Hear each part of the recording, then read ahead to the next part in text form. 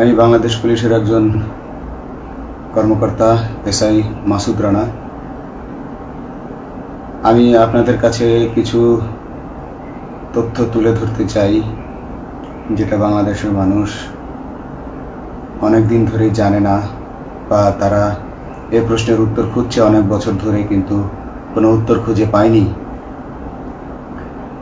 আজকে যাকে সেনাবাহিনী থেকে অব্যাহতি দেওয়া হলো, মেজর জেনারেল জিয়াউল হাসান, যিনি এনটিএমসির প্রধান ছিলেন এবং তিনি র্যাবের অতিরিক্ত পরিচালক ছিলেন। অতিরিক্ত পরিচালক অপারেশন। তিনি মেজর থাকতেই র্যাবে ছিলেন এবং বাংলাদেশে যত গুম খুন হয়েছে, বিএনপি সহ অন্যান্য যারা অ্যাক্টিভিস্ট, সেই গুম খুনের সাথে জড়িত এই জিয়াউল হাসান। অনেক নেতাদেরকেই র্যাবের কালো গাড়িতে করে সিভিলে ধরে আনা হতো, এনে র্যাব ওয়ানের গোপন আস্তানায় তাদেরকে আটক রাখা হতো। এরপর তাদেরকে সময় মতো অজ্ঞাত স্থানে নিয়ে তাদেরকে হত্যা করা হতো এবং অজ্ঞাত স্থানেই তাদের লাশ হয়তো নদীতে ডুবিয়ে দেওয়া হতো, নয়তো তাদেরকে দাফন করা হতো, নয়তো অ্যাসিডের মাধ্যমে তাদের লাশকে গলিয়ে দেওয়া হতো।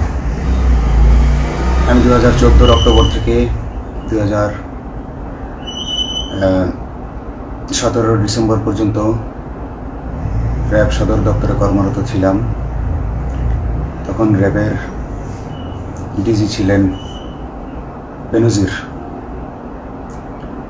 যিনি আজকে দেশের হাজার হাজার কোটি টাকা চুরি করে, পুলিশের হাজার হাজার কোটি টাকা চুরি করে পালিয়ে গেছেন বিদেশে। তো আমি দেখেছি অনেক মানুষকে কিভাবে অন্যায়ভাবে গ্রেফতার করে নিয়ে গুম করে রাখা হতো। আমি রিসেপশনে ডিউটি করতাম। গুম হয়ে যাওয়া মানুষের স্বজনেরা আমার কাছে আসতো, কিন্তু আমাদেরকে কঠোর নজরদারিতে রাখা হতো। সিসি ক্যামেরার আওতায় ছিলাম, তাদের সাথে আমরা ওভাবে কথা বলতে পারতাম না।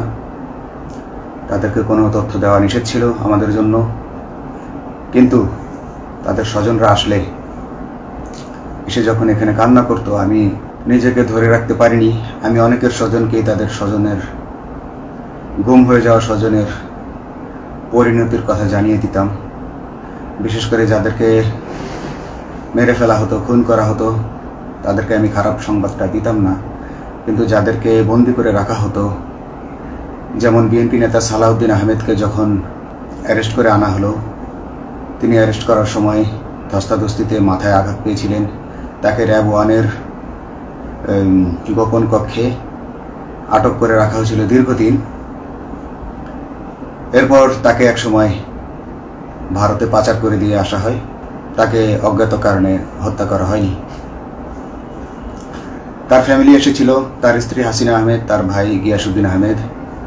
ওনারা আমার কাছে বেশ কয়েকবার এসেছেন। আমি কয়েকদিন ওনাদের এই উদ্বেগ, উৎকণ্ঠা আমার সামনে বসে কান্নাকাটি দেখে আমি থাকতে পারিনি। আমি ওনাদেরকে কৌশলে আমার ফোন নাম্বার দিয়ে আমি ওনাদের সাথে দেখা করে ওনাদেরকে জানিয়ে দিই যে সালাউদ্দিন সাহেবকে হত্যা করা হয়নি, উনি জীবিত আছেন এবং ওনাকে হত্যা করার সিদ্ধান্ত নেওয়া হয়নি। এই সিদ্ধান্তগুলো জেনে নিতেন তিনি হচ্ছেন বর্তমানে মেজর জেনারেল জিয়াউল হাসান, যাকে আজকে অব্যাহতি দেওয়া হয়েছে। শুধু অব্যাহতি যদি দেয়া হয়, তাকে যদি বিচারের মুখোমুখি করা না হয়, তাহলে এই আন্দোলনের, এই স্বাধীনতার কোনো মূল্য থাকবে না। আমি আজকে আর কাউকে ভয় পাই না।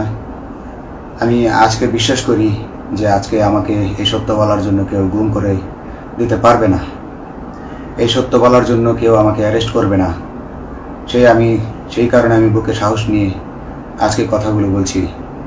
আপনারা যারা বিএনপি নেতা ইলিয়াস আলীর অপেক্ষায় আছেন, তাদের জন্য দুঃখজনক সংবাদ। তাকে অনেক আগেই হত্যা করা হয়েছে। তাকে পতেঙ্গা সমুদ্র সৈকত দিয়ে কড়া পাহারায় সাগরের মাঝখানে নিয়ে স্পিড বোটের মাধ্যমে মুখে পলিথিন পেঁচিয়ে হত্যা করে তার পেট ছুরি দিয়ে ছিদ্র করে তাকে পাথর দিয়ে বেঁধে সাগরে ডুবিয়ে দেওয়া হয়েছে। শুধু ইলিয়াস আলী নয়, অনেক নেতার সন্ধান যারা আজও পাননি।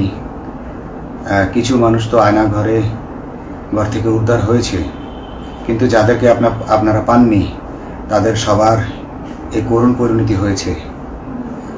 আমি যদিও তারা এই কাজগুলো অতি গোপনে করত এবং র্যাবের অন্যান্য শাখার কর্মরত কর্মকর্তা কর্মচারীরা এটা জানতো না, কিন্তু আমি অত্যন্ত বিচক্ষণভাবে আমি এই খবরগুলো নিতাম, কারণ আমি জানতাম এগুলো একদিন আমি প্রকাশ করতে পারবো।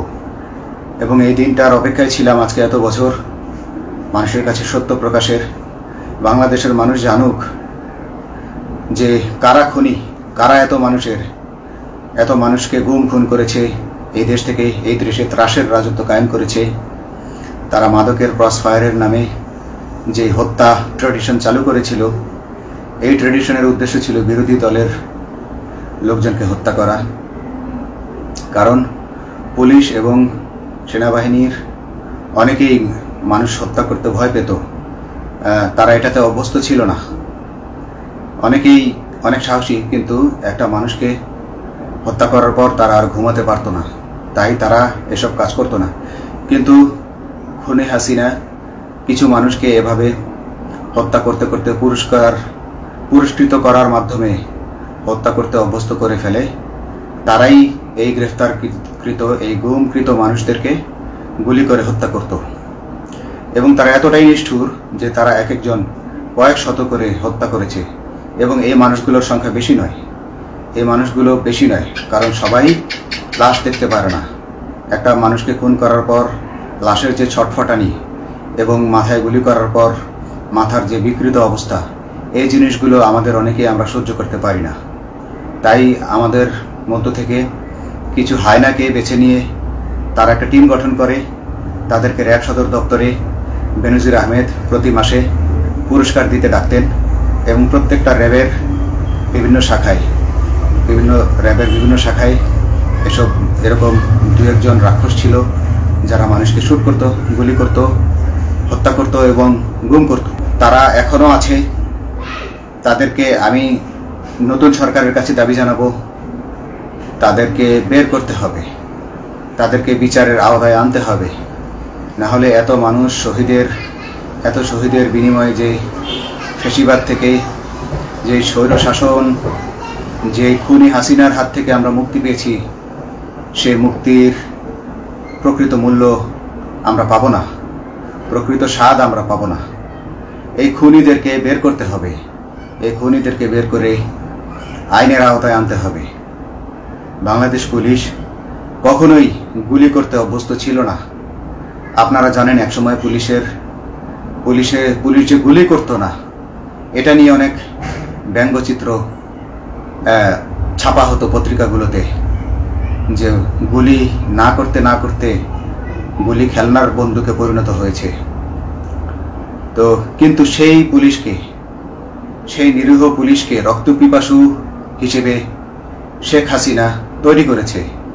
তবে সবাই নয়, কিছু কিছু মানুষ আপনারা দেখেছেন এবং এই আন্দোলনের ভিডিও ফুটেজ দেখলেও দেখবেন যে কয়েক শত পুলিশের মধ্যে কেবলমাত্র কয়েকজনই জনতার দিকে গুলি ছুড়ছে।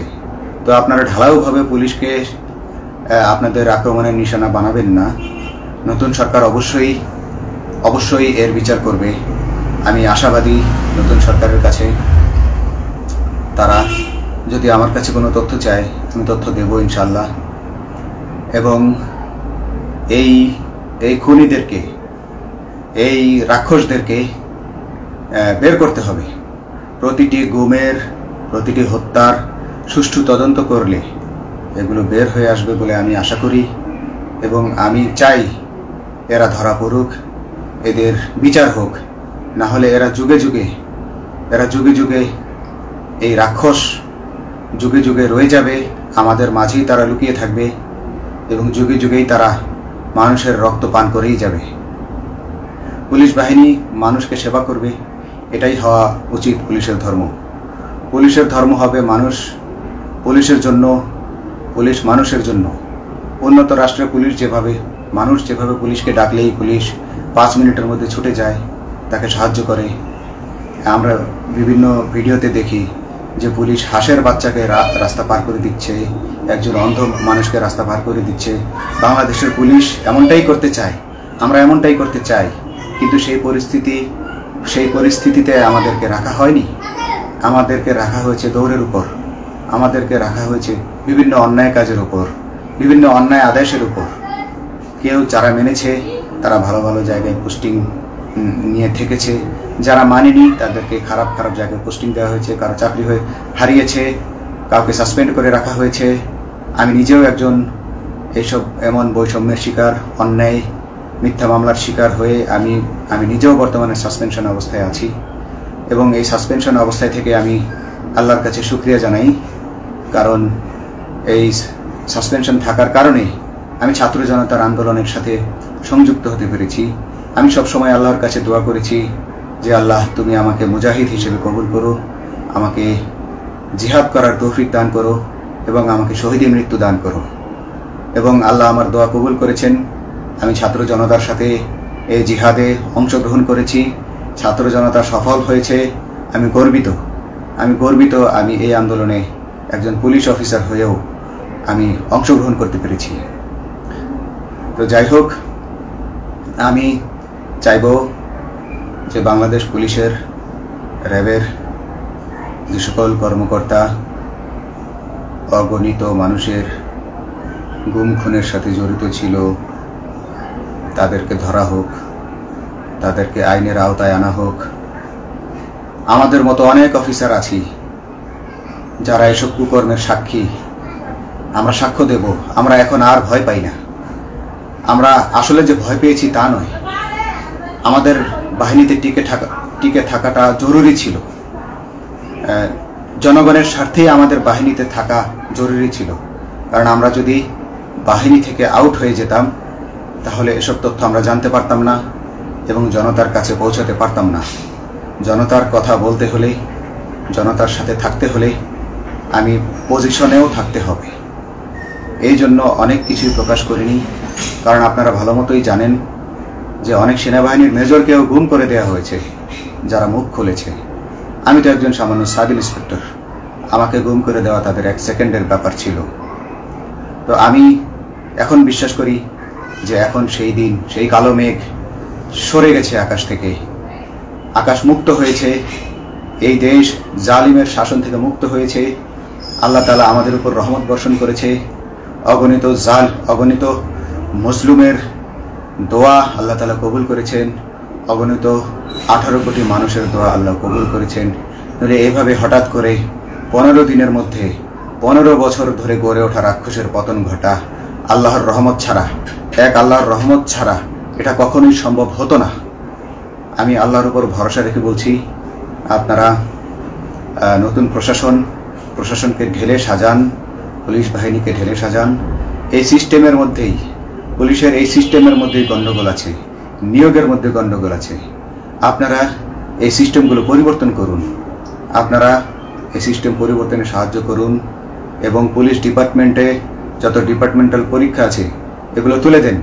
এই ডিপার্টমেন্টাল পরীক্ষাগুলোর মাধ্যমে আমাদের ঊর্ধ্বতনরা আমাদের গলা সবসময় চিপে ধরে রাখে।